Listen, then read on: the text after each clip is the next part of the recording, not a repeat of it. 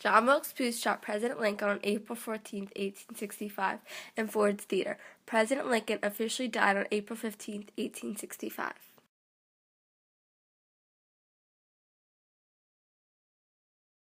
Following Lincoln's death, he was brought from Washington, D.C. on April 21, 1865, to Springfield, Illinois on May 3, 1865, by funeral train. Before he left, he had a viewing in the Capitol.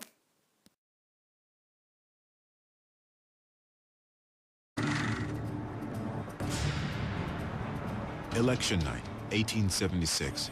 A gang of Chicago counterfeiters is on the verge of stealing the body of Abraham Lincoln, now 11 years dead.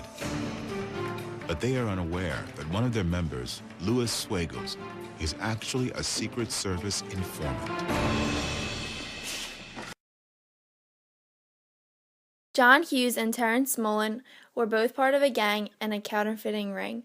The head of the gang, Benjamin Boyd, was in prison, and the men needed to figure out a way to get him out. Big Jim Keneally, the head of the gang, hatched a plot to steal Lincoln's body and hold his remains as ransom.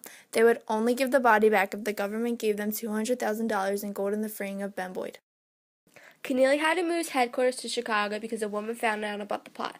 Louis G. Swagels was accepted into the gang, and little did Keneally know, Swagels was a Secret Service agent.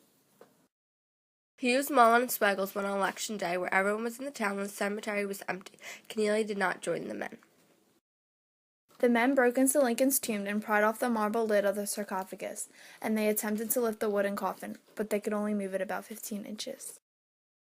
At that time, Swagels was ordered to bring the horses and the wagon up to the tomb. This is when he alerted the 8 detectives who were in hiding. The detectives were making their way into the tomb with revolvers when the tomb robbers escaped out of the other exit of the cemetery.